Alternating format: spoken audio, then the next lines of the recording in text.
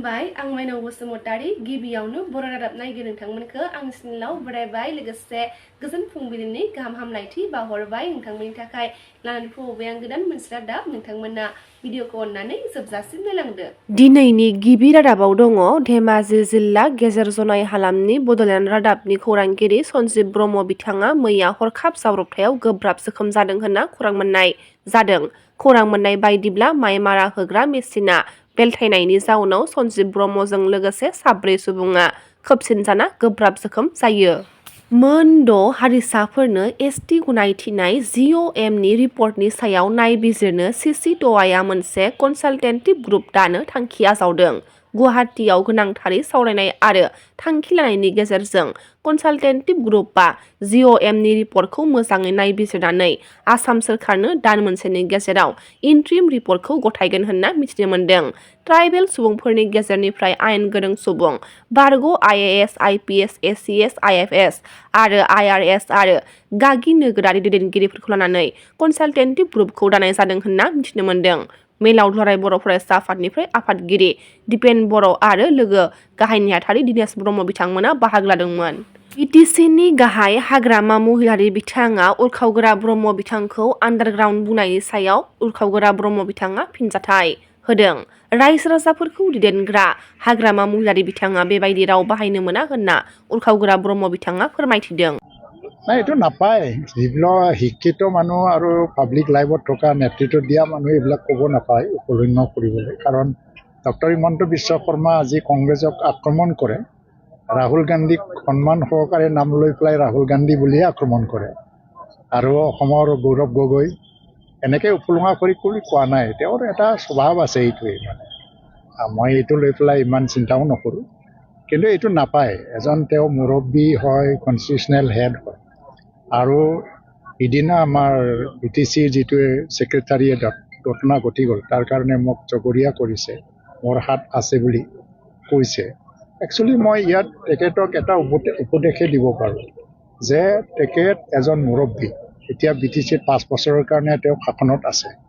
তেওঁৰ দায়িত্ব হ'ল যে কিবা আন্দোলন হ'লে আন্দোলনকাৰী নেতাসকলক মাতি পেলাই সমস্যাটো সমাধান কৰিব লাগে, উত্তেজিত কৰিব নালাগে। কাৰণ উত্তেজিত কৰি থকা যেন দেখিছোঁ, কাৰণ এতিয়া তেওঁ একশ্যন মনত গৈছে কি কোনো সমস্যা সমাধানত নাই। তো উত্তেজিত কৰি থাকিলেতো পৰিৱেশটোতো বেয়া হ'ব, কাৰ কাৰণে ভাল হ'ব এইটো। কাৰণ তেওঁ মানে যিবোৰ ভাষণ দিয়ে, এটাক কৰে, আক্ৰমণ কৰে, তো তেওঁ বিচাৰিছে নেকি উত্তেজিত হৈ থাকক বিধানসভালৈকে। মই এইটোৱেই ভাবি আছোঁ যে তেখেতে উত্তেজনাময় এটা পৰিৱেশে বিচাৰি আছে নেকি, যাৰ কাৰণে উত্তেজনা সৃষ্টিয়ে কৰি আছে। এতিয়া মই তেখেতৰ ছিনিয়ৰ আছিল, তেখেতক দীৰ্ঘদিনীয়া এটা সংগ্ৰামত লগ পাইছোঁ, তেখেতক দেখিছোঁ, মৰমো কৰিছোঁ। মই আজিলৈকে তেখেতক আণ্ডাৰগ্ৰাউণ্ড বুলি ক'লেতো তেওঁৰ প্ৰকৃতভাৱে হাগ্ৰামা মহিলাৰী তেখেতে নিজেই আণ্ডাৰগ্ৰাউণ্ডত থাকি আন্দোলন কৰা মানুহ, সেইটো লৈ পেলাই মই কোনোদিন উপলুঙা নকৰোঁ। তেখেতসকলৰ আন্দোলনৰ সময়ত কি ঘটনা ঘটিছে মই আজিলৈকে একো ক'বলৈ নাযাওঁ। তাৰমানে এইটো এটা সন্মানৰ এটা মাত্ৰা থাকে, মানুহক চবকে সন্মান জনাব লাগে। কিন্তু উত্তেজনা তেওঁ বিচাৰিব নালাগে, উত্তেজনা সৃষ্টি কৰাটো তাৰ উদ্দেশ্য হ'ব নালাগে। যিবিলাকে কৰিছে এটা জুডিচিয়েল ইনকুৱাৰী দিয়ক, দোষীয়ে শাস্তি পাব যদি কোনোবা আছে, সেইটো মই ক'ব লগা নাই।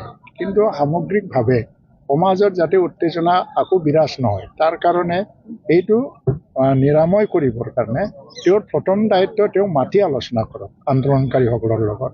আৰু বিটিচিত যি আলোচনাৰ এটা পৰিণাম ওলাব, এইটো ৰাজ্য চৰকাৰে বিবেচনা কৰিবলৈ বাধ্য হ'ব। সেইটো নকৰি পেলাই সি এনেকেই কৈ আছে, হয়তোবা সি বহুত কাৰণত কৈ আছে, ভয়ভীত হ'ল নেকি। এই ধৰণৰ এজন মুৰব্বী বা এজন প্ৰশাসকৰ এজন চৰকাৰৰ হেড হিচাপে এই ধৰণৰ ব্যৱহাৰটো ৰাইজৰ কাৰণে কাম্য নহয়।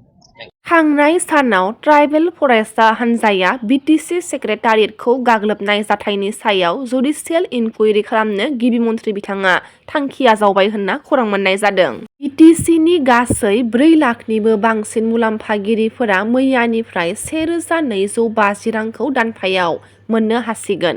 आसाम सोरखारनि बिथांखि अरुणोदय 3.0 नि गेजेरजों क'क्राझार जिल्लानि 1,20,854 मुलाम्फागिरिफोर लोगोसे बिटिसिनि गासै 4 लाखनिबो बांसिन मुलाम्फागिरिफोरा मैयानिफ्राय 1,250 रांखौ दानफायाव मोननो हासिगोन। मैया क'क्राझारनि ग्रिनफिल्डआव 40,000निबो बांसिन आइजो अरुणोदय 3.0 नि मुलाम्फागिरिफोरखौ लानानै अरुणोदय 3.0 बिथांखिखौ बेखेवनानै होदों रायजोनि गिबि मन्थ्रि बिथां डक्टर हिमन्त बिश्व शर्मा बिथाङा लोगोसे माखासे बाथ्राफोरखौ फोरमायथिदों। আমি সদায় বিচাৰো যে বড়ো ৰাজনীতিৰ লগত জড়িত দুইটা দলেই একেলগে ৰাইজৰ হৈ কাম কৰক। কেতিয়াবা সম্ভৱ হয়, কেতিয়াবা সম্ভৱ নহয়, কিন্তু সেই প্ৰচেষ্টাটো সদায় আমি চলাই ৰাখিব বিচাৰো। কিন্তু নিৰ্বাচনত অলপ তিক্ততা থাকে, নিৰ্বাচনৰ পিছতো তিক্ততা হৈ থাকে। গতিকে আজি সেই কথা পতাটো সময় নহয়, ভৱিষ্যতে আমি নিশ্চয় পাতিম। এতিয়া চিফ জাষ্টিছৰ লগত কথা পাতিব লাগিব। ইয়াৰ এটা প্ৰক্ৰিয়া আছে, CGMৰ পৰা কোৰ্টটো কেছটো ছেছন জাজলৈকে যাব।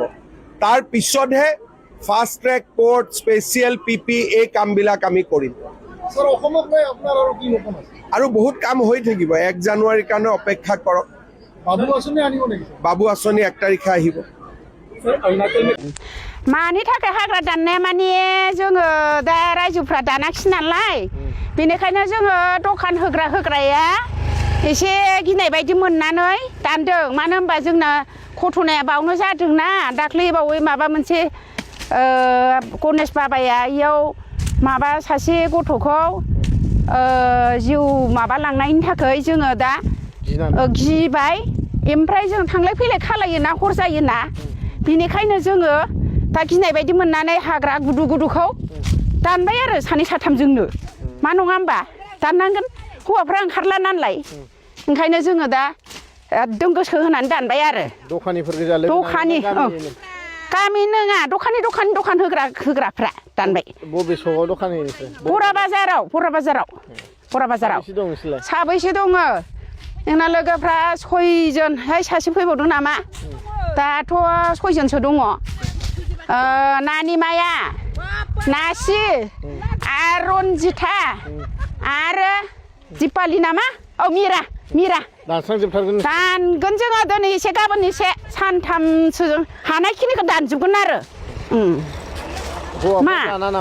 हौवाफ्रा मानो दानाखै? जों आरो दाख्लै घटना जानाय हिसाबै गोसो जानानै दानथारबाय। जों थांलाय फैलाय हर जायो नालाय दखान होनाया बरा बाजाराव, बेनिखायनो जोङो गिनाय मोननानै गोसो जानानै दानथारबाय। ना नङा? फैबाय थायो नोंसोर गामियाव?